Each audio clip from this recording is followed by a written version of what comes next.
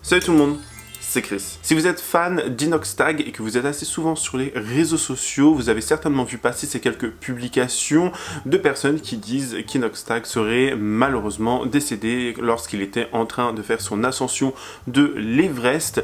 Ça fait maintenant 1 an qu'il se prépare à faire cette longue montée. Je vous rappelle que c'est 8849 mètres carrément et que c'est extrêmement dangereux. Nous allons revenir sur ces quelques publications qui ont suscité pas mal d'interrogations et de réactions sur les réseaux sociaux, donc si vous êtes intéressé, continuez à regarder. Mais avant toute chose, si vous aimez le contenu de cette chaîne et que vous aimez l'actualité, les people, stars de télé-réalité, storytime, etc., n'hésitez pas à vous abonner et activer la cloche de notification pour ne rien rater et lâcher votre meilleur pouce bleu et ainsi que me faire un petit don sur la page Tipeee qui se trouve en barre d'infos si vous voulez soutenir davantage la chaîne. Merci beaucoup. Bon, alors déjà, dans un premier temps, peut-être que certaines personnes ne savent pas qui est Inoxtag. C'est un YouTuber de 22 ans qui comptabilise vraiment beaucoup d'abonnés. C'est l'un des plus suivis en France et il avait décidé, il y a quelques temps de cela, de vouloir gravir les montagnes les plus hautes du monde. Il s'était notamment attaqué au Mont Blanc il y a quelques mois de cela et il nous avait fait de grosses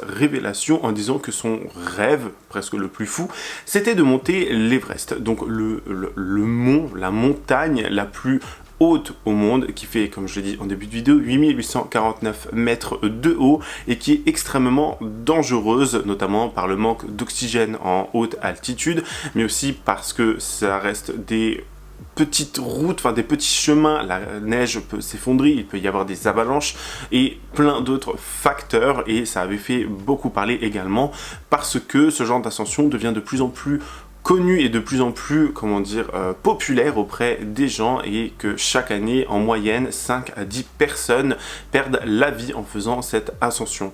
Ça fait également beaucoup parler parce que au niveau de l'écologie, on a de plus en plus du coup de personnes qui veulent gravir l'Everest. Cependant, on voit des conditions extrêmement désastreuses, des gens laissent des paquets de gâteaux, de la nourriture, enfin ils laissent les campements dans un sale état. Au niveau de l'écologie, au niveau de la nature, c'est tout bonnement horrible et on a des alpinistes, des gens qui sont experts dans le milieu qui nous disent que c'est tout bonnement affreux parce que c'est vraiment en train de détériorer petit à petit l'Everest et qu'un jour, à mon avis, il y aura certainement même plus d'ascension tellement il y a de personnes qui en font chaque année. Bref. Bon, on a Inoxtag du coup qui nous fait des révélations et qui nous avait fait d'ailleurs quelques petites vidéos où il nous disait que voilà, lorsqu'il allait faire l'ascension de l'Everest, il peut perdre la vie. Totalement, il peut perdre la vie parce que ça reste une ascension extrêmement dangereuse. Je vous laisse écouter. Ça y est, Inoxtag est dans l'avion pour grimper l'Everest et je t'explique son programme pour le mois qui vient. Après un vol d'environ 12 heures, il va se reposer et s'acclimater au changement d'horaire, puis il va prendre directement un hélicoptère. Ensuite, il va faire un trek afin de pouvoir s'acclimater à l'altitude. Il va donc passer de 2000 mètres à 5500 mètres. Ce trek là va durer environ 7 jours. Le but ici est qu'il ne chope pas des mal de tête. Ensuite, il va arriver au camp de base qui se situe à 5000 mètres. À ce moment-là, il va rester là-bas 2-3 jours. Ensuite, direction le camp numéro 1 qui se situe à 6100 mètres. Il va rester environ 24 heures sur ce camp et ensuite il part en direction du camp numéro 2 qui se situe à 6500 mètres. À ce moment-là, il va seulement passer la nuit là-bas et directement il va monter au camp numéro 3 qui se situe à 7100 mètres. Une fois qu'il arrivera au camp 3, il ne restera que quelques heures et ensuite il compte redescendre directement au camp numéro 2. Le but pour ces allers-retours, c'est d'acclimater son cœur et ses poumons à cette altitude. Car ensuite il va dormir au camp 2, descendre au camp 1 et retourner au camp de base tout en bas. À ce moment-là, arrivé au camp de base, il va rester là-bas 6 jours et il ne va juste rien faire. Et ensuite ce sera l'heure du grand départ et là l'ascension durera quelques jours. Pour ce qui est de la sortie du documentaire, ce sera gratuit et sur YouTube, mais n'attendez pas ça avant la fin de l'été, voire la rentrée. Alors penses-tu que Inoxtag va réussir à grimper l'Everest? Et n'oublie pas de t'abonner. Cette photo a fait le tour du monde, un embouteillage d'alpinistes pour accéder à l'Everest. En caméra, c'est encore plus impressionnant. En file indienne par dizaines, à plus de 8000 mètres d'altitude, dans ce qu'on appelle la zone de la mort, où l'oxygène est rare et où il ne faut surtout pas s'attarder. 10 personnes y ont trouvé la mort en une semaine. Cet alpiniste indien a rebroussé chemin avant d'atteindre le sommet. Ça devient un carnage. Je dois dire que c'est devenu une course à la mort là-bas, parce qu'il y a des embouteillages massifs. Le gouvernement népalais devrait limiter le nombre de grimpeurs. Cette année au printemps, le Népal a émis 381 permis d'ascension. Un record. Malgré l'extrême danger, l'Everest continue de fasciner les alpinistes du monde entier. J'ai envie également de revenir sur quelques vidéos qui moi m'ont personnellement beaucoup appris parce que voilà, je suis pas alpiniste ou que sais-je. Et on a quelques vidéos sur les réseaux sociaux qui nous ont été partagées et extrêmement bien expliquées de comment se déroule chaque étape de l'ascension de l'Everest. Il y a plusieurs campements pour s'acclimater dans un premier temps à l'altitude, au manque d'oxygène, au climat également. Il peut y avoir des tempêtes de neige, etc. On a plusieurs campements, mais on a également toutes ces intempéries qui peuvent vraiment nuire à la montée de l'Everest, et on a des gens qui ont déjà dans le passé essayé de gravir l'Everest, que ce soit pour des reportages, pour des émissions ou tout simplement pour besoins en quelque sorte personnels comme un rêve, et ces gens-là n'ont pas pu aller jusqu'au bout à cause des intempéries. Et je vous rappelle que avec l'argent qui est mis en jeu, donc c'est-à-dire l'équipement, je pense qu'on doit acheter comme sa place peut-être, la nourriture, l'équipement, etc., etc., ça reste des milliers, je pense que ce sont des milliers d'euros qui peuvent être perdus facilement. Je vous laisse écouter du coup comment se passe l'ascension, mais aussi ce qu'il se passe en cas d'intempérie. Regardez bien. Si tu peux pas faire l'Everest à cause de la météo, tu es remboursé. Ah non frérot. Frérot, s'il y a pas la météo, oh, mec, je viens d'y repenser là. Me fais pas penser à des trucs comme ça parce que je vais pas dormir clairement sur mon oreiller ce soir. Tu viens de me redire que c'est possible que j'ai fait tout ça, tous ces investissements pour qu'au final ça soit dans le vide. Il y a une expédition là, j'y étais il y a pas longtemps, enfin quand j'étais pendant les 3 semaines, il y a une équipe d'expédition qui avait prévu un tournage qui coûtait 1 million d'euros sur la montagne. Il y a eu un intempérie, plus de tournage. 1 million d'euros, ciao. Pas de remboursement. C'est pour ça que je remercie infiniment les marques qui m'accompagnent, que ça soit Air Up pour l'instant et Nike. Franchement, merci à vous les gars parce que vous prenez des sacrés risques là. Et moi aussi d'ailleurs. Mais c'est ça, c'est tout. En fait, c'est tout un truc combiné qui fait que c'est risqué au final ce projet, mais c'est ça qu'on veut les amis. C'est mec, on est dans un animé là les gars. Y a pas de ralentir gros. On va tout droit et on regarde pas derrière. Comme j'ai également dit en début de vidéo, Inoxtag s'est vraiment préparé pendant une année tout entière. Il a gravi d'autres montagnes, d'autres sommets pour pouvoir se préparer. Alors certaines personnes ont critiqué également le fait que pour eux, 1 an seulement d'entraînement, c'est très peu. Il a fait ça pendant toute une année. Il a suivi un entraînement sportif. Je pense également à un entraînement mental aussi. Et d'être préparé à toutes ces conditions physiques, mentales, etc., ça prend du temps. Donc je peux comprendre que des personnes disent, voilà, 1 an c'est trop peu, etc. Il a dernièrement sorti une dernière vidéo où il nous laissait entendre que, voilà, il pouvait perdre la vie, que ça restait un rêve pour lui de gravir l'Everest et que c'était, voilà, c'était son dernier message avant de revenir parce que malheureusement, là-bas, il n'allait pas nous poster des vidéos ou faire quoi que ce soit, bien évidemment. Donc on a beaucoup de personnes qui ont critiqué son comportement, beaucoup de personnes qui ont critiqué ce rêve qu'il avait. Et dernièrement, lorsqu'il a commencé à gravir l'Everest, à peu près lorsqu'il était au milieu du mont, si vous voulez. À l'heure où je lance cette vidéo, il y a 1 an, j'ai annoncé que je voulais monter l'Everest. Et je pars demain. Je pars demain monter l'Everest. Ça passe trop vite. Ça passe beaucoup trop vite. Donc c'est vrai que j'ai pas l'occasion de faire des vidéos comme ça. Et aujourd'hui j'en profite. Voilà, cette vidéo c'est un peu pour vous. C'est un peu mon petit journal de bord. C'est un peu mon journal intime avant de partir. Tout ce que j'ai envie de dire, je vais le dire dans cette vidéo. On a fait tellement de choses en 10 ans maintenant. Ça fait 10 ans que je suis sur YouTube. J'arrive même pas à me rendre compte. Et je sens qu'on a tellement évolué. Je pense que j'ai changé, j'ai beaucoup appris cette année. J'ai découvert plein de facettes de moi. J'ai dépassé encore une fois mes limites. Ça fait bizarre parce que je sens qu'on grandit tous, je sens que je grandis, je sens que je change, tu vois. Je sens qu'on change. Il y a 1 an, j'ai annoncé que je voulais monter l'Everest. Bah demain, je pars pour monter l'Everest. Voilà. Après 1 an d'entraînement, après 1 an d'acharnement, de dépassement de soi,